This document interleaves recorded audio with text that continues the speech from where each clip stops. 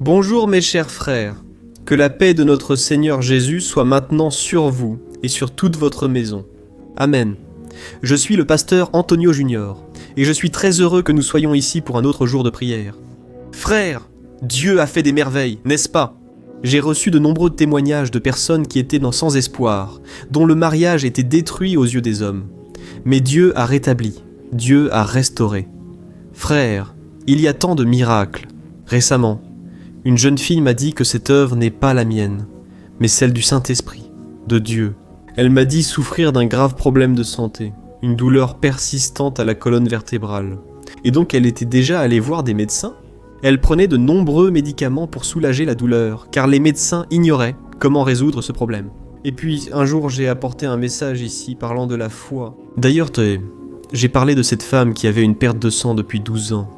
Elle avait déjà dépensé de l'argent chez les médecins. Et c'était une histoire très similaire à celle de cette dame. Alors, son cœur s'est rempli de foi, et à la fin, nous avons prié. Et, au moment où je priais là, frère, Dieu a mis dans mon cœur de libérer une parole pour ceux qui souffraient de douleur dans la colonne vertébrale. Frère, cette femme s'est appropriée de la parole, elle a cru, et tout à coup, elle ne s'en est même pas rendue compte, vous savez? Mais il s'est passé quelque chose dans son cœur. Elle a senti son cœur brûler, pensant que c'était dans sa tête, mais elle s'en est rendue compte. Les jours passèrent et soudain elle s'en est rendue compte. Elle avait mal à la colonne et se demandait pourquoi elle ressentait cette douleur. Elle est allée chez le médecin qui a dit « Je ne sais pas ce qui s'est passé, mais vous avez beaucoup progressé. » Et alors elle m'a raconté, tout ému. Et j'ai pensé « Dieu est merveilleux, n'est-ce pas? Jésus est le même hier, aujourd'hui et pour l'éternité. Alors tu ne peux pas douter. » La chose la plus importante, retiens bien ça, ce que je vais te dire. La chose la plus importante dans ta vie en tant que chrétien, c'est ta foi. Parce que frère, sans la foi, il est impossible de plaire à Dieu. C'est ce que la Bible dit dans Hébreux 11, verset 6. Et pourquoi est-ce que je parle de cela? Parce que très souvent, tu vas regarder ta réalité, et ta réalité te donne envie de pleurer. Tu as envie, vraiment, de t'asseoir et de pleurer, parce que tout semble être en désordre. Souviens-toi de Néhémie. Quand Néhémie a reçu une nouvelle tragique de la part de son frère est venu raconter, disant que tout le peuple d'Israël était humilié, les murailles étaient ouvertes, les portes ouvertes, et l'ennemi entrait et se moquait du peuple. Frère, la Bible dit que Néhémie s'est assis, a pleuré, et est resté plusieurs jours à prier et jeûner, car il ne savait pas quoi faire et n'avait pas de réponse. Et parfois, on regarde notre vie. On se blâme parce qu'on ne sait pas quoi faire, vraiment. Même en ayant la Bible comme notre manuel de foi, de pratique, même entouré de personnes qui marchent avec Dieu, très souvent, on n'a pas la réponse. Tu sais ce qu'on doit faire? Il faut simplement continuer à marcher, simplement continuer à chercher Dieu, chercher à obéir à sa parole. Parce que, même si on fait des plans, même si on fait beaucoup de choses, en réalité, c'est Dieu qui a le dernier mot. Amen.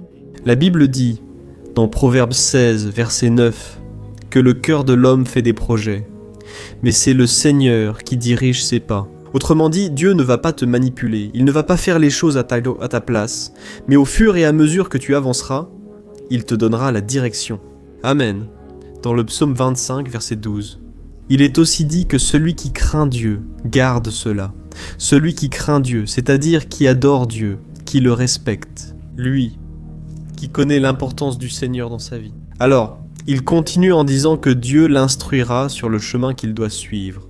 Alors, je suis ici pour te dire aujourd'hui, Dieu va te donner la direction. Nous allons prier, nous allons demander à Dieu de guider tes pas. Et pour cela, je veux te montrer une histoire très intéressante.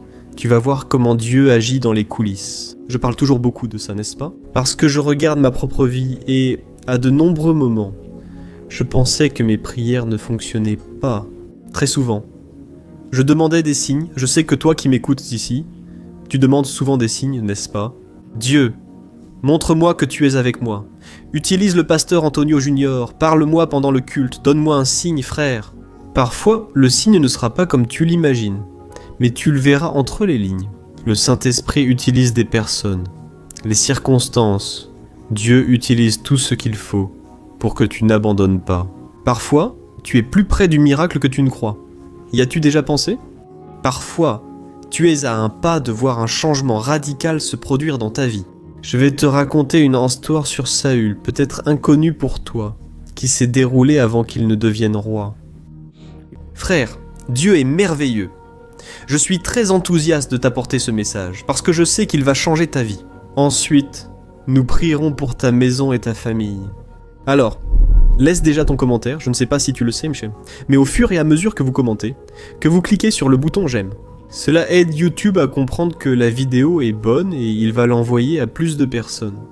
C'est aussi une manière pour toi d'évangéliser.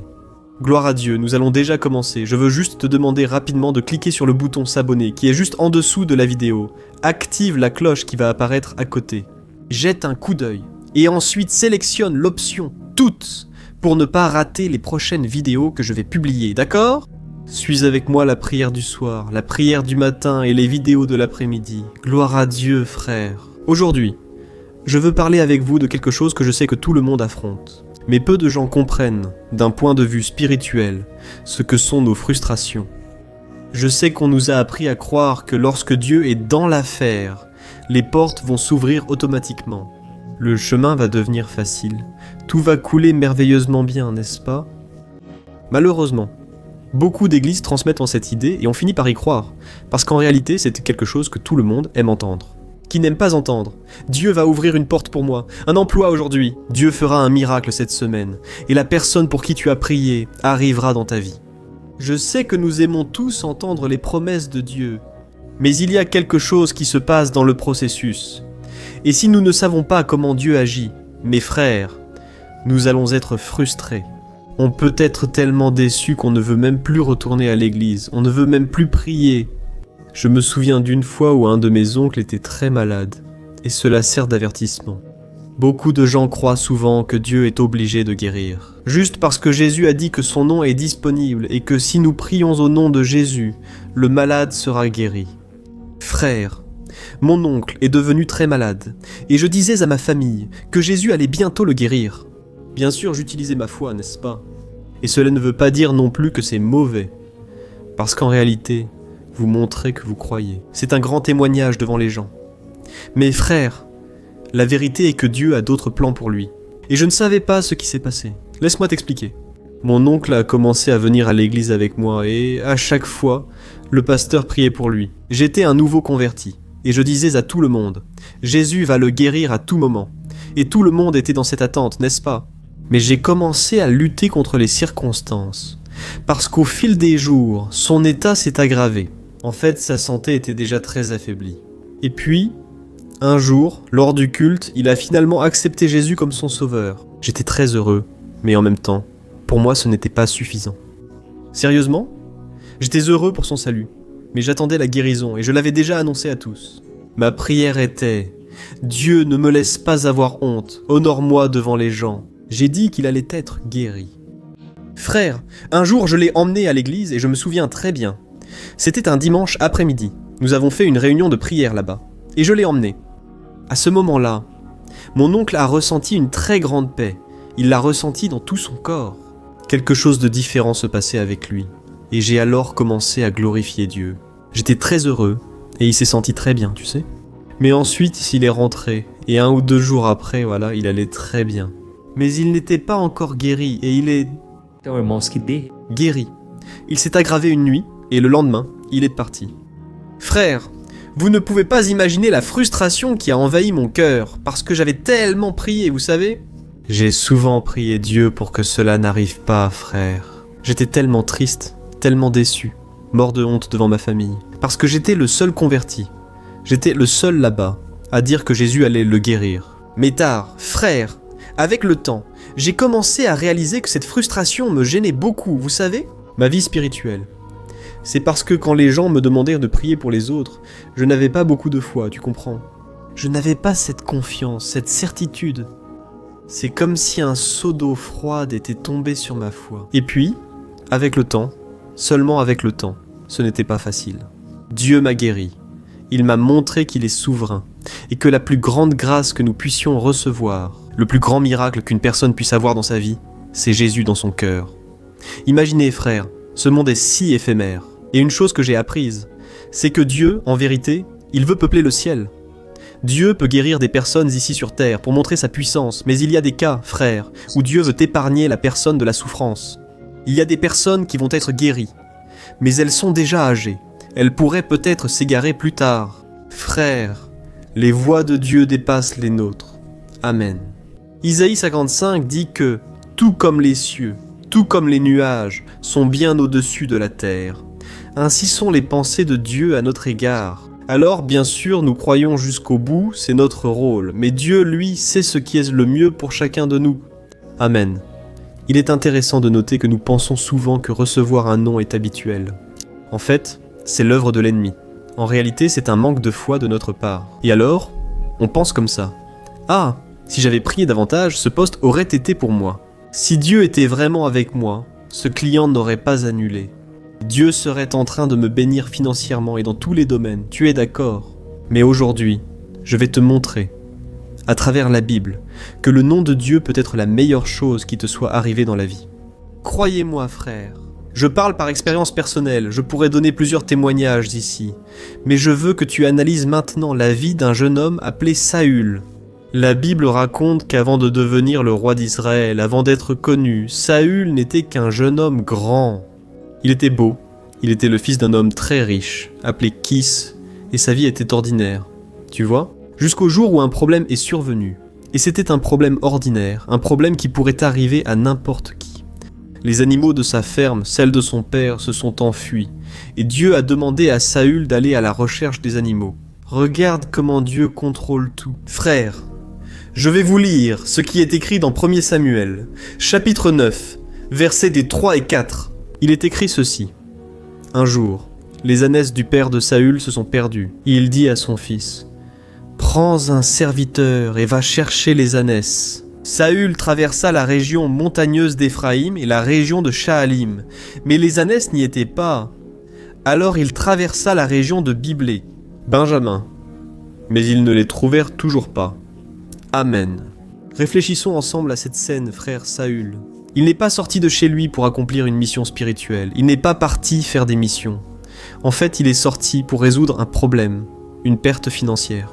C'était une tâche fatigante. Imaginez, sans parapluie ni ombrelle, il marchait sous le soleil brûlant, montant et descendant la colline pour chercher ses animaux. Et la Bible prend soin de mentionner les lieux. C'était le territoire d'Éphraïm, de Shaalim et de Benjamin. Et savez-vous ce que cela signifie concrètement ? Que Saül, il a marché avec ses serviteurs sur des kilomètres et des kilomètres. Beaucoup de sueur, beaucoup de poussière, beaucoup de frustration. Et dans chaque ville où Saül arrivait, il demandait « Vous avez vu les ânesses perdues par ici ?» La réponse restait toujours non.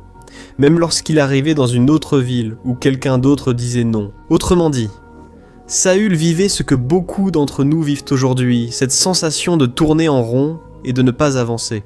Amen. Dieu te parle. Je sais que beaucoup ici sont exactement dans cette situation. C'est ce sentiment qui vient dans ton cœur, où tu as l'impression de dépenser ton énergie, ton temps, ton argent, et le résultat est nul. Frère, c'est frustrant.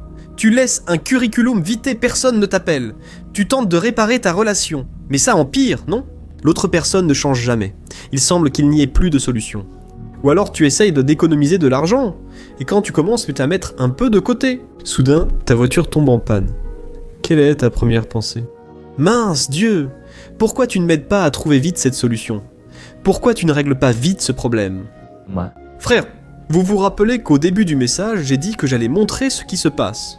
Quand tu veux faire ce qui est juste, quand tu veux chercher Dieu, mais qu'il semble que rien ne marche, eh bien, tu vas être impressionné de voir ce qui s'est passé. Mais d'abord, je veux que tu comprennes que si Saül avait trouvé ses ânesses dans la première ville, là dans la région d'Éphraïm, qu'est-ce qu'il aurait fait ?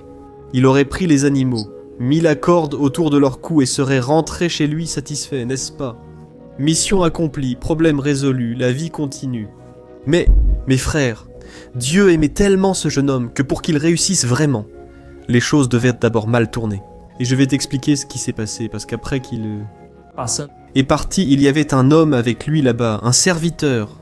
Il a remarqué que Saül pensait à abandonner parce que tout avait mal tourné. Et c'est alors qu'il a eu une idée qui allait changer l'histoire d'Israël pour toujours.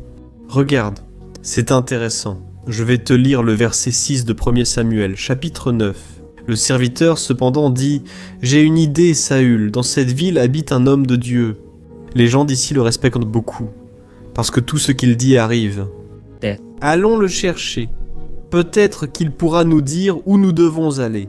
Regardez, c'est intéressant mes frères. Voici le tournant que je voulais vous raconter.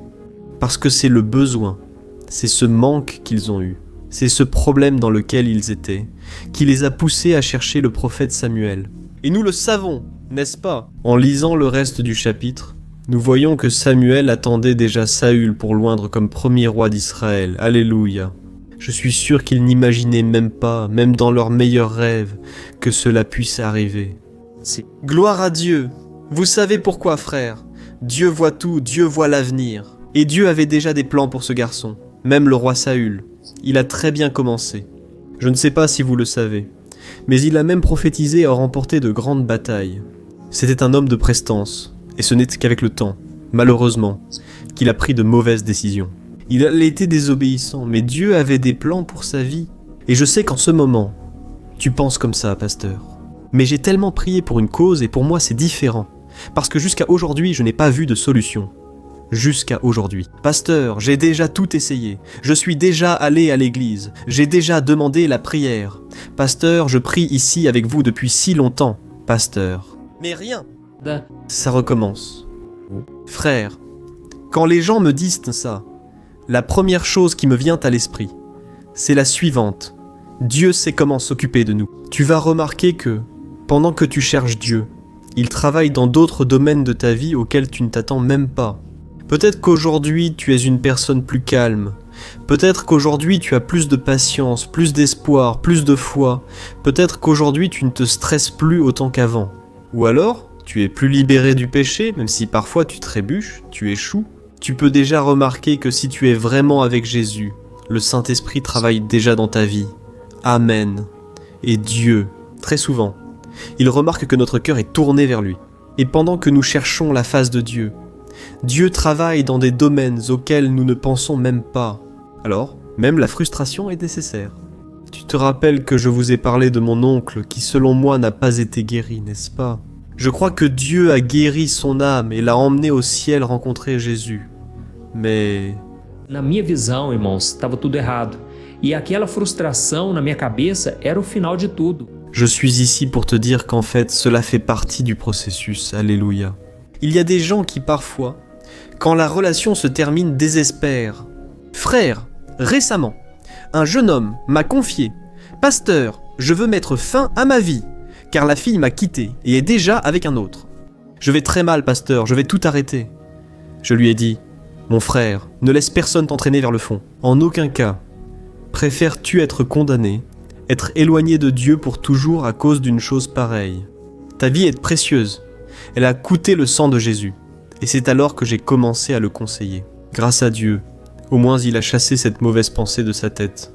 Alors, le diable, frère, il est rusé. Il s'empare de votre faiblesse, de votre frustration, et il vous pousse à vous retourner contre Dieu, il vous pousse à vouloir abandonner. Combien de personnes aujourd'hui, à cause d'une offense dans l'église, ne mettent quand plus les pieds à l'église, et cela finit par nuire à leur vie? Écoutez, l'autre jour j'ai fait une visite, frère. J'ai été attristé de voir qu'une famille entière était en train de se perdre. Une famille entière ne fréquentait plus l'église. Ils ne voulaient plus entendre parler de Dieu. Alors j'ai voulu comprendre pourquoi. Tu sais ce qu'ils m'ont dit? Qu'une personne de l'église qui un jour prêchait, ils ont trouvé ça absurde, parce qu'après tout, cette personne avait fait certaines choses mauvaises dans la ville. Et eux, alors, les gens ne voient pas que cet homme est si mauvais, si pécheur. Frère, le fait qu'ils ne vont plus à l'église, vous savez ce qui s'est passé? En réalité, ce sont eux qui ont été lésés. Pourquoi chercher Dieu seulement chez soi? Alors que tu as la possibilité d'aller dans une église pour te rassembler, avoir la communion avec d'autres frères, écouter une parole, une louange. Frère, quand tu t'éloignes des frères dans la foi, tu deviens plus vulnérable face à l'ennemi. Et alors, dans cette famille, le père était devenu alcoolique. Il n'allait plus à l'église, n'est-ce pas? Alors le dimanche, il restait juste à regarder le match. Et les filles, n'est-ce pas? Malheureusement, elles se sont totalement perdues, même l'une d'elles qui était enceinte. Frère, quelle scène triste à voir. Mais je veux te dire ici aujourd'hui que même quand les mauvaises choses arrivent, Tu dois regarder avec les yeux de la foi, sinon tu risques de tomber, c'est certain. Et pour cela, je veux juste raconter un détail de plus ici à propos d'un homme appelé José. Je sais que José est très connu dans la Bible. Mais il y a un détail intéressant ici, qui ressemble beaucoup à cette histoire de Saül. Quand Saül était parti chercher les ânesses perdues de son père, José cherchait aussi ses frères et leurs troupeaux. Et je veux te lire ce qui s'est passé. Regarde ce qui est écrit dans la Genèse, chapitre 37, versets 15 à 17. Il est dit ceci, d'accord ? Lorsque José est arrivé auprès d'un homme, qui le vit terré dans les champs, et lui demanda « Que cherches-tu » Et José répondit « Je cherche mes frères. Savez-vous où ils gardent les troupeaux » Et l'homme lui dit « Oui, ils sont partis d'ici, mais je les ai entendus dire « Allons à Dothan ». Alors José partit à la recherche de ses frères, et les trouva à Dothan. Regardez ceci, mes frères. Ce texte que nous venons de lire paraît ordinaire, mais ce qui est intéressant, c'est que José, il n'a pas trouvé ses frères là où ils étaient censés être, c'est-à-dire à Sichem. Et Sichem se trouvait très près de la maison de ses parents.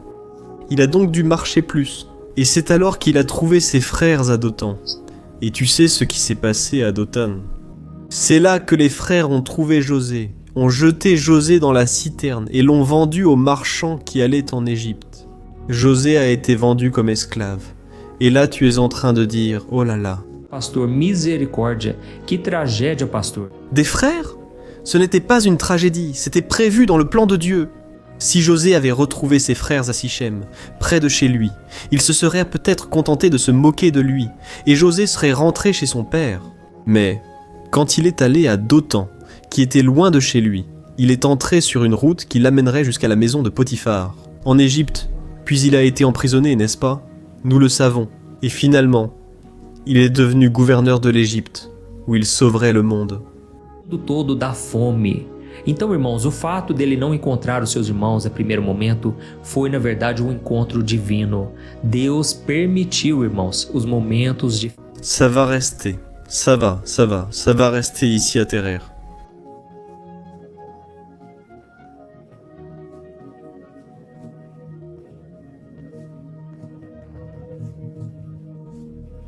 Dieu permet tout cela pour que tu regardes avec les yeux de la foi, pour que tu grandisses spirituellement. Dieu retarde parfois la bénédiction, parce qu'au lieu de continuer à chercher, au lieu de continuer à lutter, à se battre, on abandonne. Et si on abandonne, frère, là oui, les choses vont mal tourner. Amen. Mais tant que tu n'abandonnes pas, Dieu sera à tes côtés. Il ne laissera rien, pas une seule feuille, tomber de l'arbre sans sa permission. Mais tout ce qu'il veut, c'est que tu arrêtes de te plaindre. C'est que tu ne racontes pas tes problèmes à n'importe qui, parce qu'il y a beaucoup de gens qui seront contents de te voir tomber. Alors, arrête de t'ouvrir à n'importe qui et commence à parler directement à Dieu. Amen. Dieu permet cela, j'en suis sûr, il permet tout cela, pour que tu te tournes vers lui, pour qu'à chaque jour tu sois plus semblable à Jésus et que tu sois plus proche du problème. Que ele tem para sua... Amen. Alors, écris maintenant dans les commentaires. Là, Dieu a touché mon cœur avec cette parole. Ou alors, dis simplement, j'avais besoin d'entendre ce message aujourd'hui. Cela va encourager d'autres personnes. Cela va les inciter à écouter ce message et pas seulement à écouter la prière. Parce que je crois que le message est ce qui apporte la foi. Et la prière, c'est Dieu qui agit en notre faveur.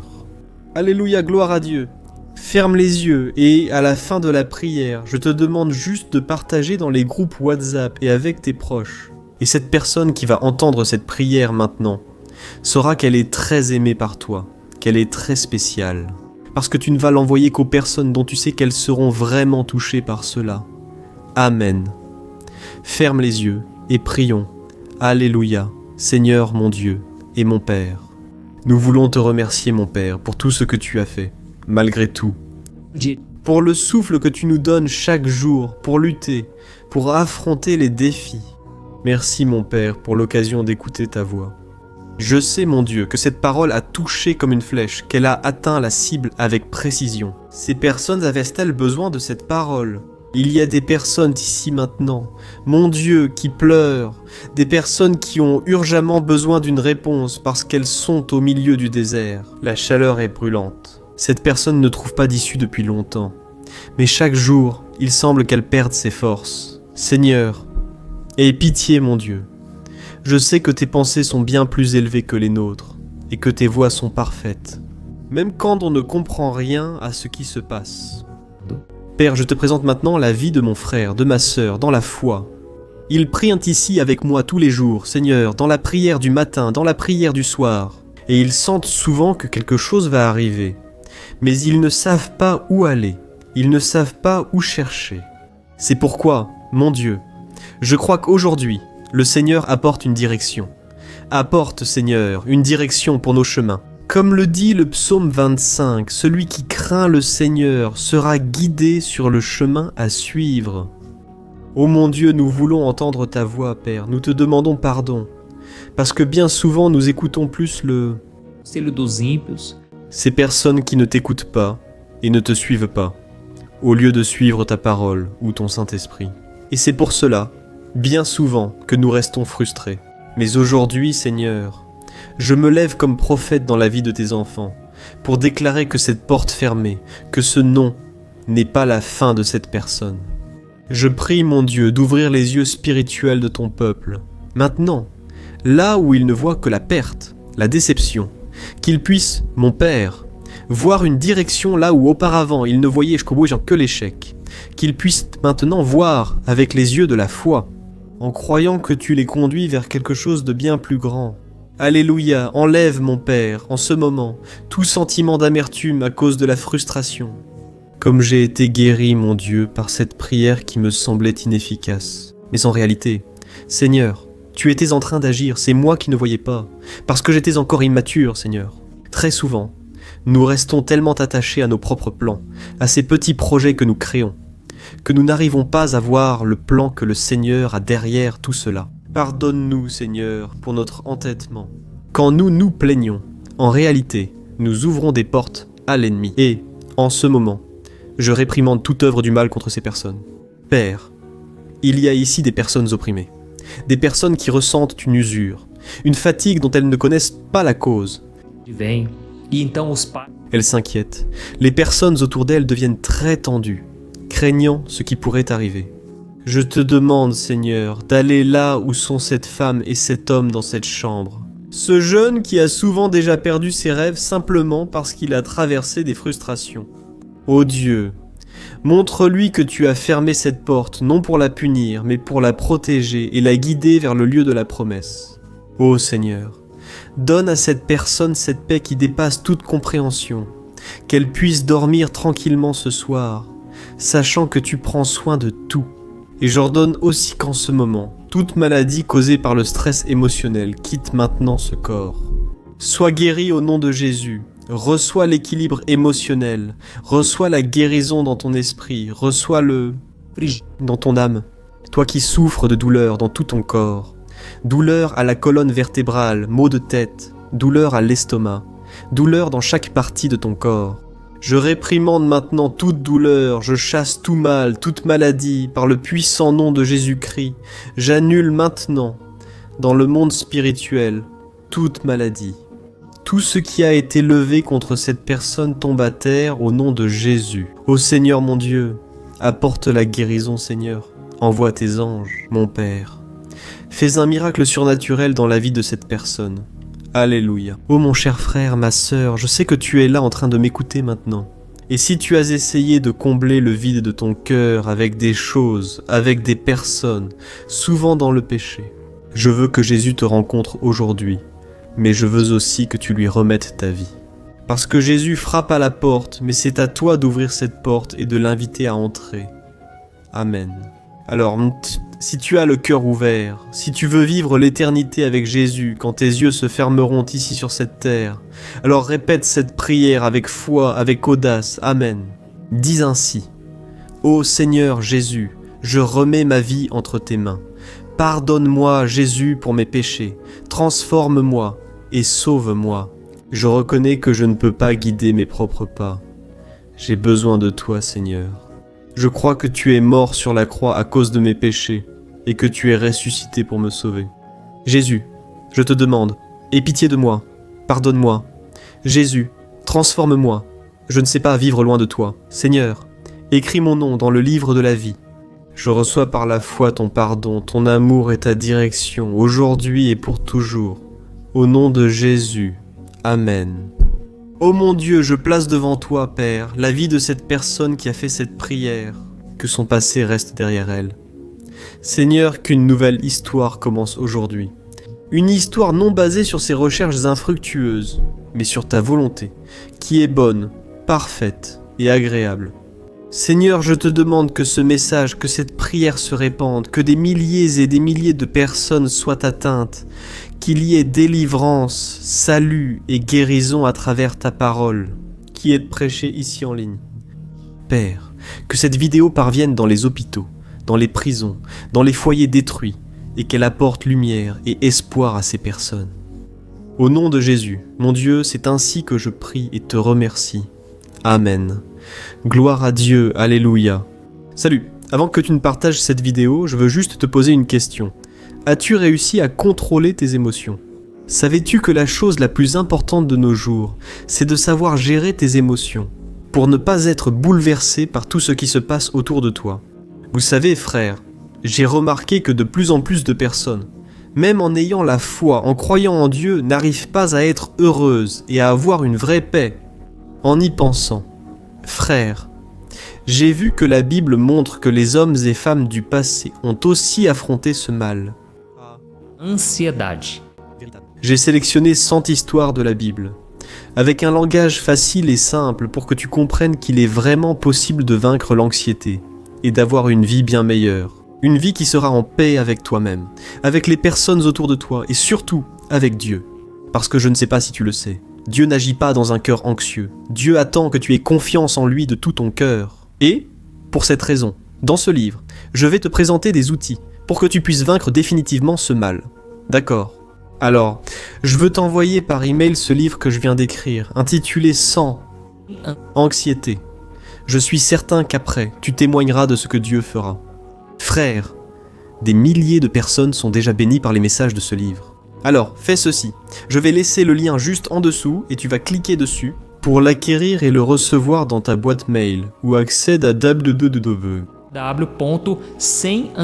semenciedad.com.br, d'accord ? Je crois que Dieu a des plans merveilleux pour ta vie et il suffit que tu fasses le premier pas. Ces messages simples vont te bénir. Que Dieu te bénisse. Je t'attends là-bas.